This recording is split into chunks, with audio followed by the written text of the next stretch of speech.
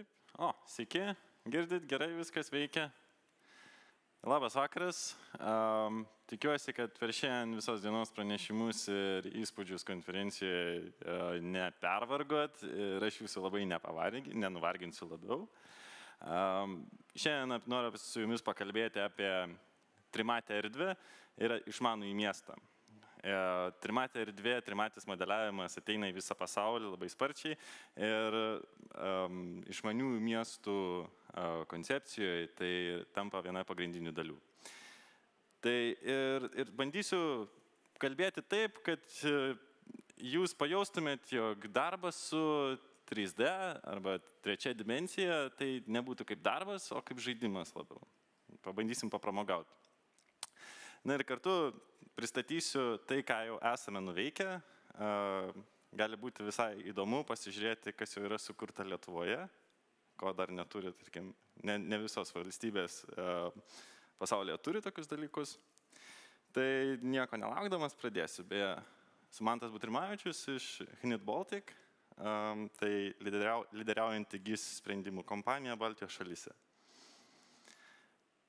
Na ir pristačiau, pasakiau pavadinimą, bet turbūt dar jisai ne visiems ir ne viską pasako. Tai jeigu šito pavadinimo nežinot, ko gero esat naudojęsi Maps.lt puslapį.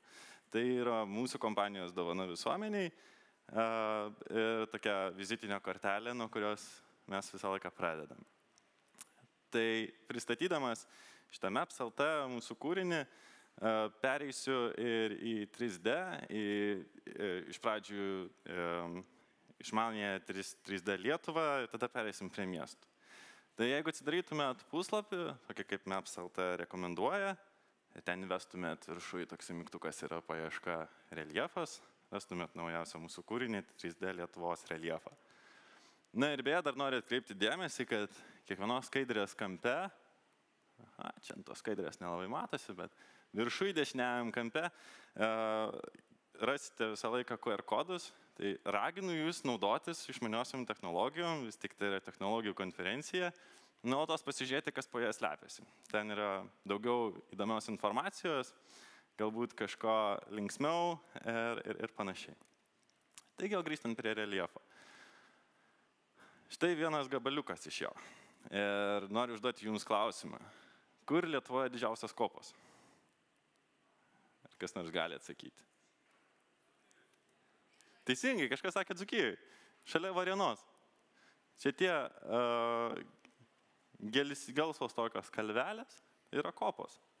Taigi, vėlgi rekomenduoju atsidaryti žemėlapį, kurį galite peržiūrėti jau ir mobiliajame telefone, savo išmaniajame telefone ir patyrinėti Lietuvą. Tikrai atrasite tokių dalykų, apie kuriuos anksčiau nesusimastėte.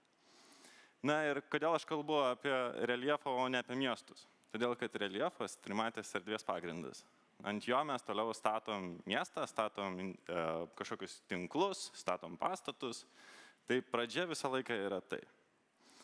Na, o pereikime toliau.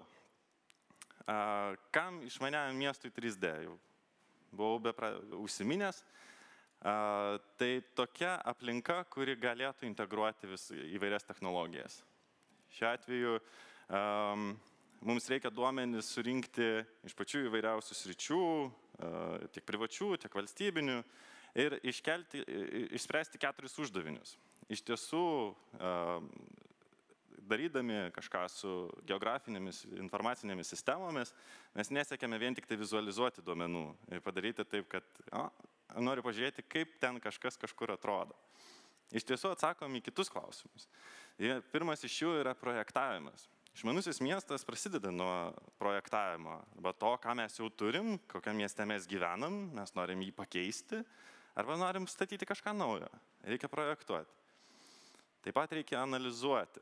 Tarkim, mes turime kažkokius transporto srautus ir čia daug kas kalbėjo apie išmaniasias programėlės, apie įvairius didelius duomenius, kuriuos mes surenkam, apie tos pačius sportininkus, viską galima suskaičiuoti ir dažniausiai viskas turi geografinę dedamąją, kurią galima analizuoti ir iš jos gauti daugiau naudingos informacijos. Na ir taip pat bendrauti bei išgirsti. Tai yra labai svarbi dalis. Dažnai projektuojant, analizuojant, jūs nedalyvaujate tame procese. Nors paskui naudojatės išmaniuoju miestu, naudojatės, važinėjat gatvėmis, gyvenat pastatuose, bet jūs prie to neprisidėjot. Tai tas bendravimas ir išgirdimas toje pačioje platformoje, toje pačioje aplinkoje, kur vyksta ir projektavimas, ir analizė, yra labai svarbu. Na ir tik ketvirtoji dalis yra vizualizuoti. Tai yra padaryti žemėlapį, perteikti analizės duomenis taip, kad visi žmonės tai suprastų. Tai tiek trumpai, kam reikalingas 3D, o dabar pereikime prie detalesnių dalykų. Taigi išmaniojo miesto projektavimas. Kaip ir minėjau, jisai integruoja daugelį technologijų.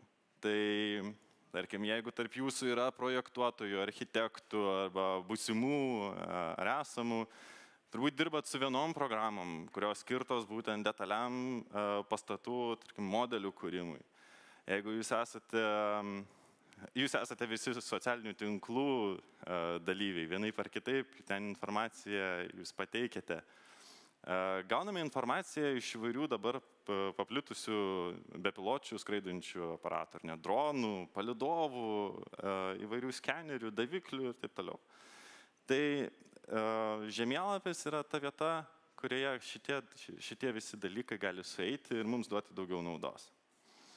Tai vienas iš tokių pavyzdžių yra mūsų šiais metais irgi paruoštas pavyzdys, kaip gali atrodyti integravimas inžinerinių, architektūrinių sprendimų į žemėlapį. Kaip mes galime matyti pastatą kitų pastatų kontekste ir įprojektuoti jį taip, kad jis derėtų su aplinka. Tai, kaip matote, yra galimybės integruoti tos pačius dokumentus įvairius. Mes turime įvairius teisės aktus, kurie nustato tam tikras taisyklės, kaip mes galime statyti, ką mes galim daryti mieste. Visą tai mums reikia turėti po ranka, matyti tai, kad galėtume priimti geresnius sprendimus. Taip pat viskas, kas yra ant žemės, tai yra pakankamai paprasta. Mes tai galime pamatyti, yra įvairios priemonės, kaip mes galime tai analizuoti, bet kas yra po žeme, po pastatais, visos komunikacijos, tinklai, vamzdžiai ir taip toliau, juk tą reikia irgi įvertinti projektuojant išmanųjį miestą. Tai taip pat yra aplinka, kuri gali tai padaryti. Na ir galų gale tas paskutinis uždavinys, vizualizavimas viršuj dešiniajam kampe. Kaip atrodo visas pilnas vaizdas. Ir suprojektuoti yra viena, bet tada reikia pasižiūrėti, ką mes priprojektavome ir ar dėl to nebus blogiau. Mums reikia surinktus tos visus duomenus projektuojant, paversti į kažkokias erdvinės įžvalgas. Tai reiškia gauti informaciją, kurios kitais būdais būtume galbūt ir negavę. Čia kitas vaizdas, Vilniaus centras, Konstitucijos prospektas. Mes žinome, kad turėtų greitų metų atsirasti čia naujas dangoraižis. Tiesa, jo projektas pasikeitė praeitą savaitę, bet idėja yra tokia. Galime analizuoti, kokį jis poveikį turės aplinkai, kur mes šešėlius. Kaip jisai pakeis gyventojų srautus, transporto srautus ir panašiai. Tai tas pats pastatas, vėl viršuj dešiniajam kampe, kurį matėte prieš tai projektuojant, jis savyje turi labai daug informacijos, kuri mums irgi aktuali. Ten, pavyzdžiui, yra gyvenamasis namas, kurio kiekviename bute gyvena skirtingas skaičius žmonių. Tai mes galime pasidaryti tokį vaizdą ir vienu metu matyti, kiek gyvena visame name, tarkim, gyventojų ir galime vizualizuoti bet kokią kitą informaciją, analizės apie tą pastatą. Nebūtinai mums reikia analizuoti vieną pastatą, mes kalbame apie išmanųjį miestą, mums reikia galvoti apie bent jau rajoną, apie didesnę teritoriją, pasižiūrėti, kaip skiriasi pastatai vieni nuo kitų ir kokią jie įtaką daro vieni kitiems. Ir galų gale aplinkos poveikis, ar tai būtų triukšmas, ar tai būtų meteorologiniai kažkokie rodikliai, šiuo atveju apačioje vaizdas apie saulės energijos kiekį į paviršių. Tai yra dalykai, kuriuos kitaip apdoroti, kitaip suvokti būtų pakankamai sudėtinga. Šiuo atveju tas pačioj uždavinys, tas geltonai raudonas vaizdas, mums rodo, tarkim, Vilniaus centre, ant kurių pastatų apsimoka statyti saulės kolektorius. Galbūt mes galim uždirbti, perprojektuodami savo miestą. Tai tiek apie analizę, tada iš tiesų vizualizavimas. Tai bet kuriuo atveju yra svarbi dalis. Ir kam reikalingas išmaniajam miestui 3D? Tam, kad tokiu būdu mes perteikiam netgi trečdalių daugiau informacijos. Bet to mes gyvenam trimačiam pasaulyje, mes viską matom 3 dimensijose. Tai natūralu, kad mums patogiau ir informaciją įsisavinti, stebint tą trimatį vaizdą. Na ir jeigu Vilniuje toliau pasižiūrėtume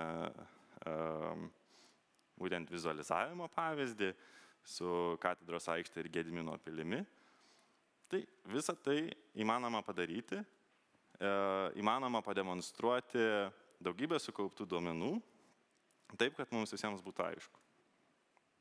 O čia yra dar keletas pavyzdžių, kaip kitaip vizualizuoti. Ir čia įdomus dalykas, kad geografinės informacinės sistemos leidžia vienu metu ir labai greitai vizualizuoti didelius plotus, didelius duomenų kiekius. Jeigu jūs esat miesto projektuotojas ar architektas, jūs vargstat su kiekvienu pastatu atskirai ir tai užtrunka pernelyg ilgai. Čia yra ta vieta, kur galima pasiekti greitai ir daug.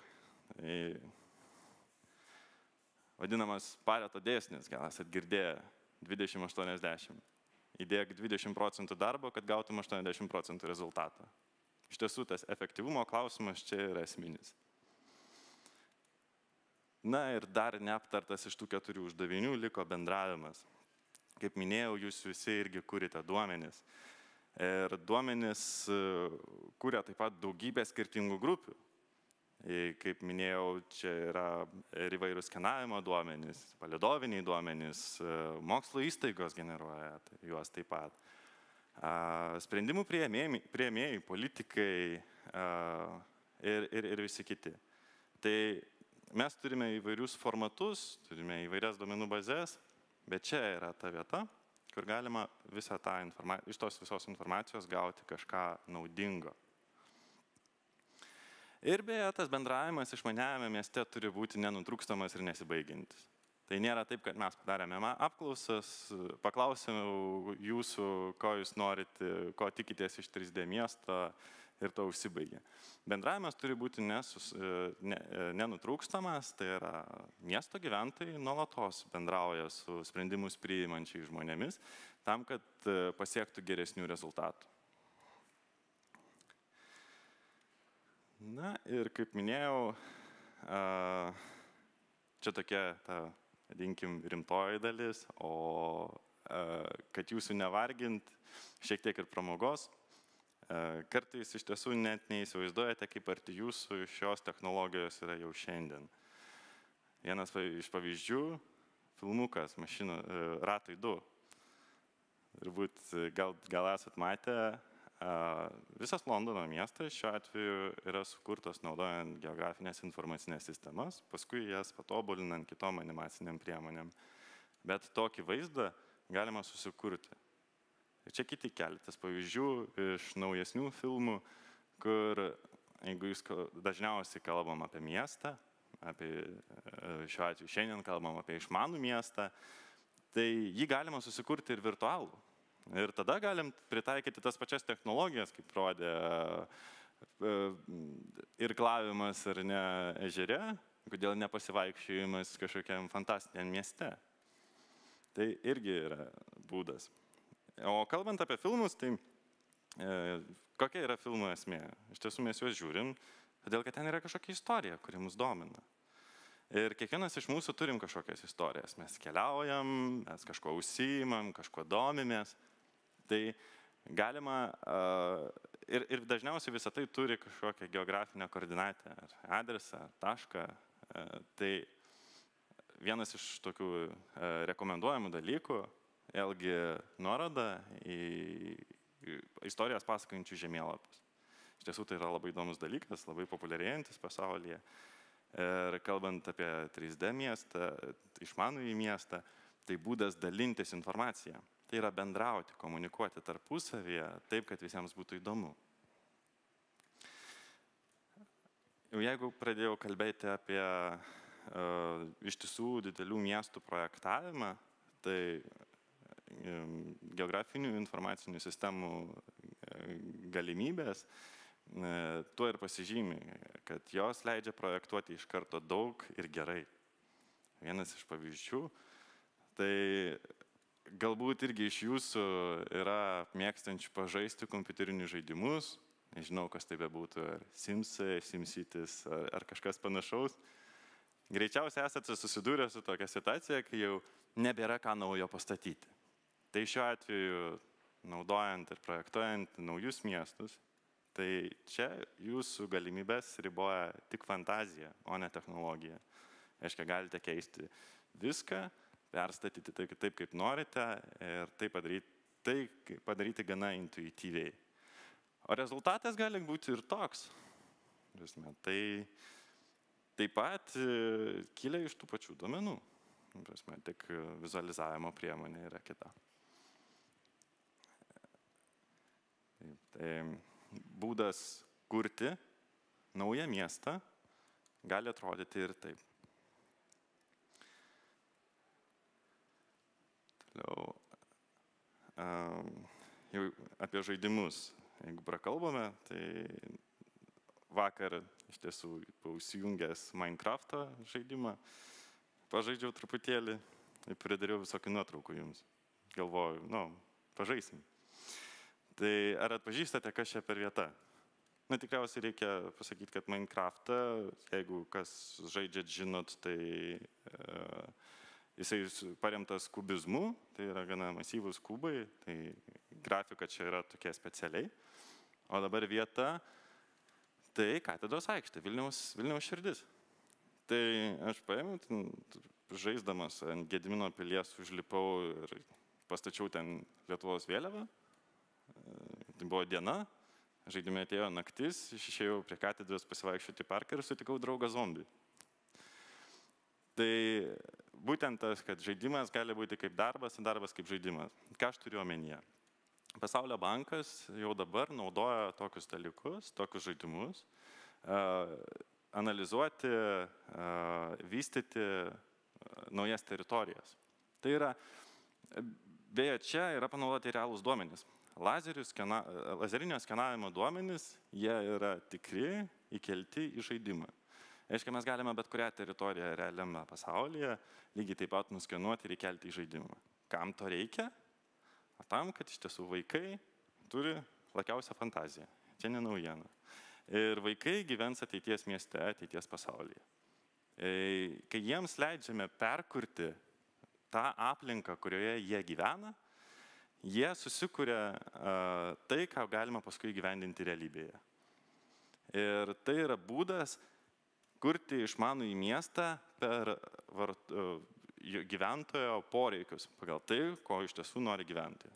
Turbūt esat matę ir susidūrę ir patys taip darot, yra takelis mieste, šaligatvis, kuris eina tiesiai, bet jums reikia nukirsti kampą.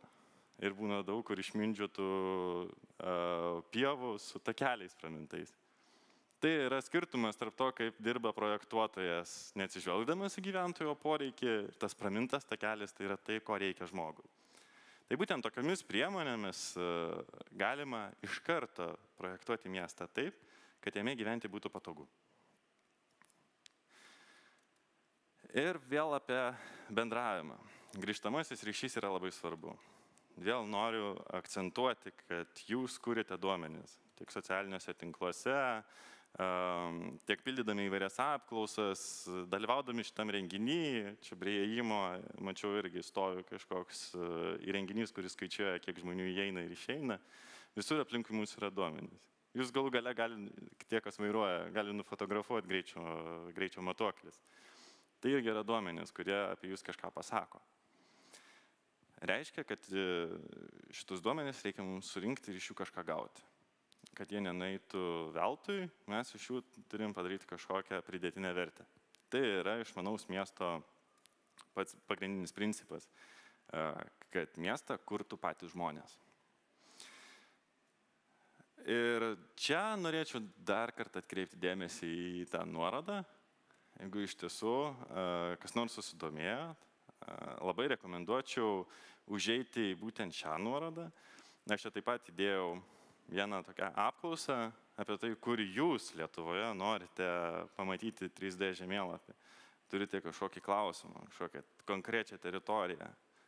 Tai labai rekomenduoju užeiti ir pabandyti užpildyti tokią anketą. Pamatysite, kaip realiai šiuo metu jau veikia geografinės informacinės sistemos. Ir rezultatus galėsim pažiūrėti po pranešimo.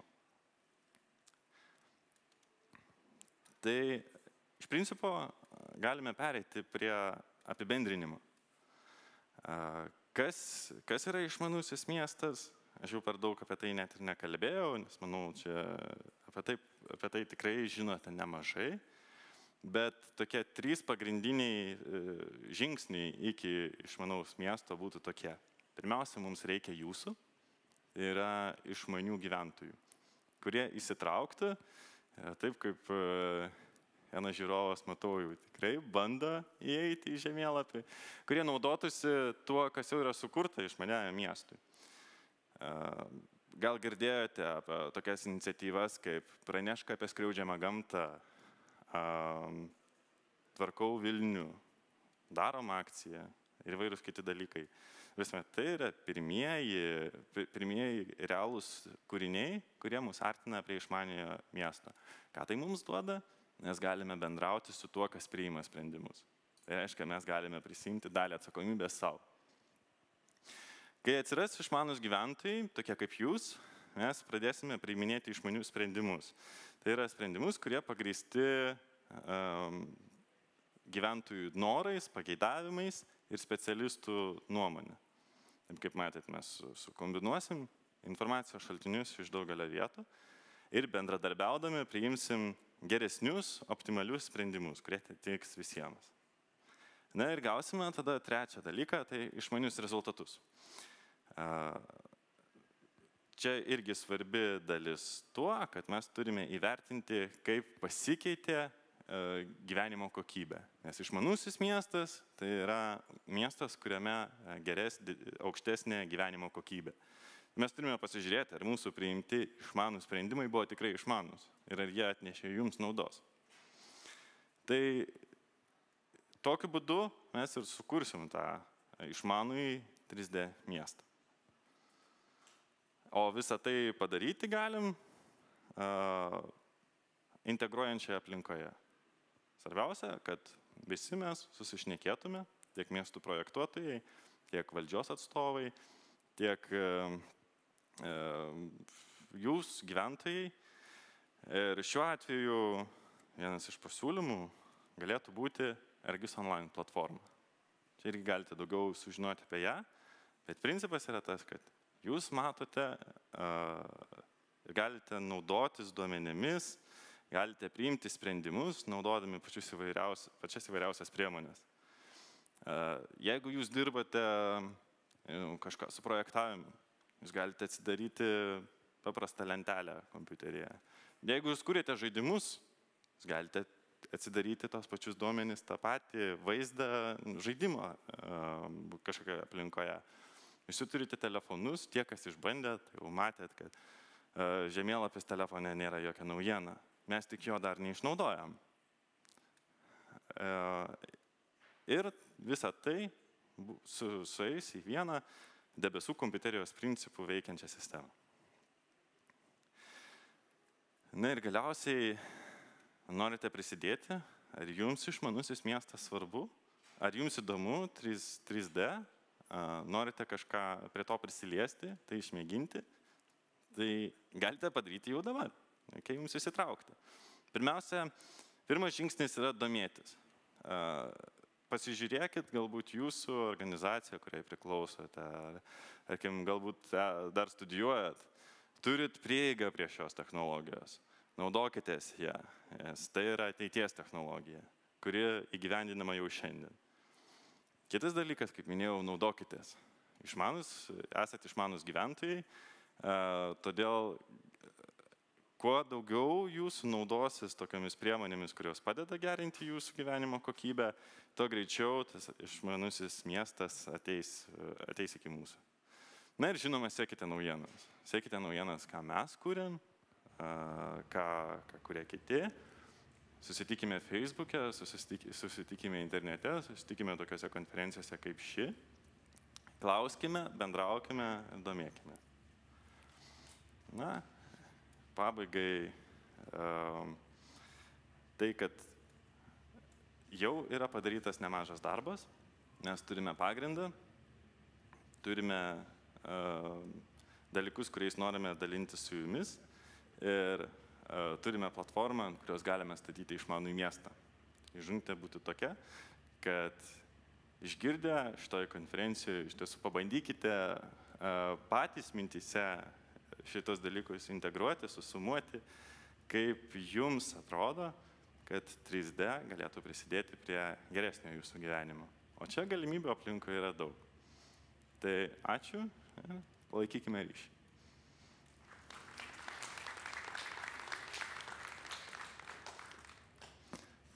Čia buvo minėta, kad gal klausimų turėsit. Tai...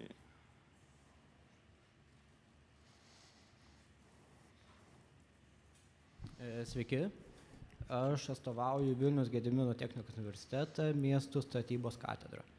Mes GIS taikome gan plačiai, pas studentus mokau jau 2 metai, kaip naudoti su GIS-u. Ir tiesiog dažnai klausimas toks yra, kad tvarkoj mes padarome tyrimus, tarkim yra projektai, kaip tas padarys įtaką aplinkai, kaip padarys įtaką gyventojams, bet ar nėra taip, kad vis tiek, taip, kas priima sprendimus, vis tiek tai daro tai, kas yra komerciškai naudingiausia. Ir jiem net neįdomu kartais tai, ką mes darome. Kaip yra vykdomas dialogas su tai, kas daro sprendimus. Tai yra nekilnojamo turto vystytojai, savivaldybės institucijos, galbūt tai, kas administruoja visus tos procesus. Mažai kas žino apie šitus dalykus ir tiesiog kartais yra tie projektai vien dėl popieriaus. Ir klausimas antras – ištekliai. Minčių yra labai daug, fantazijų, ką daryti, taip pat yra daug tiek 2D, 3D, tiek dar kita dimensija laike yra, kaip tas viskas keistusi, ekonominis vertinimas tas pats GIS-e, tiesiog išteklių labai trūksta. Tas pats GDR 10 LT, ką mes naudojam, ortofoto, tvarkoja, atnaujinama statistikos departamento sociodemografinės statistikos, bet kokie planai dėl išteklių? Ačiū. Galit vardą pasakyti? Vytautas. Ačiū Vytautai už klausimą, už 2 klausimus, išsamius ir gerus. Dėl bendradarbiavimo ir bendravimo. Aš tai akcentavau labai pranešimo metu. Pirmiausia, reikia pradėti daryti. Kai mes pradėsim naudoti šitas technologijas kasdienėme gyvenime, bus lengviau susišnekėti. Taip, dažnai atrodo, kol kas, kad tai yra kažkas naujo, mums per daug sudėtinga, mes nenorim tai gilintis, bet čia galbūt ir neverta žiūrėti į kitų patirtį, yra labai daug gerųjų patirčių, bet svarbiausia, kad mes turime pajausti patys, kad mums šitos technologijos reikia. Mes tame patys matytume naudą.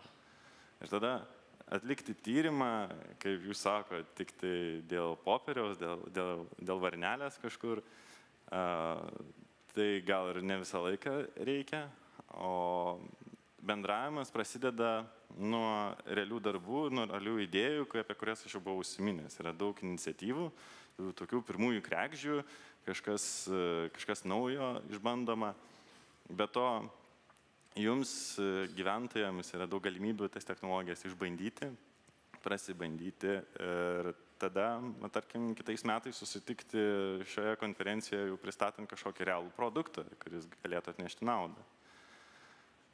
O dabar dėl antrojo klausimo išteklių, tai jums kaip mokslo įstaigai, man atrodo, čia yra labai aktualus klausimas ir sprendžiamas. Jūs turite daug studentų ir man tenka su jais pabendrauti. yra daug noro, daug entuzijazmo, bet reikia jiems parodyti kryptį dažnai. Tai čia tas bendravimas vėlgi yra labai svarbi dalis. Mes turime su jais, su žmonėm, kuriems tai yra įdomu, susišnekėti taip, kad jie užsimanytų pradėti bandyti ir pradėti daryti. Daugiau klausimų bus? Tai vis tik ar žaidžiat? Kas nors, ką nors.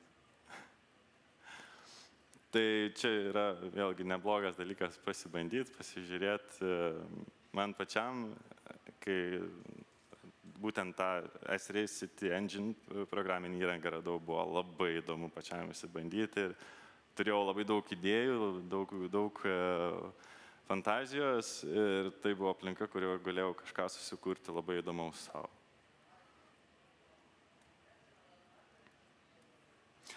Tiesa, o kiek yra užpildžiusio anketą? Žiūrėsim dabar.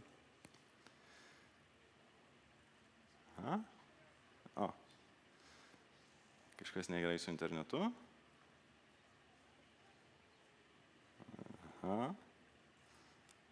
Tokiu metu visą laiką internetas turi dingti. Pažiūrėsim, ką jūs manote.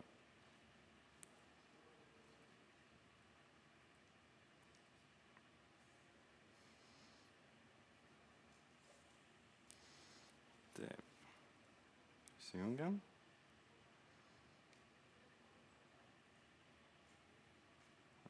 Gerai. Turim keletą įvestų taškų. Agnė nori pažiūrėti, kaip atrodys pirmas Kauno dangoraižis. Gal visai įdomus klausimas. Tai ir čia dar yra komentarų. Kaune pernelyg mažos kainos, kad apsimokėtų statyti dangoraižius, bet vis tiek labai įdomu pamatyti, kaip tai atrodytų.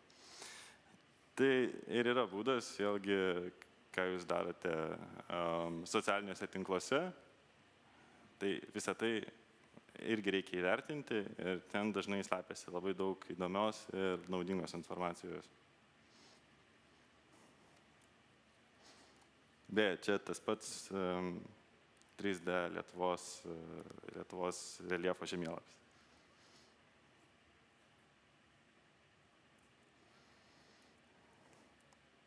Atrodo tiek? Ačiū.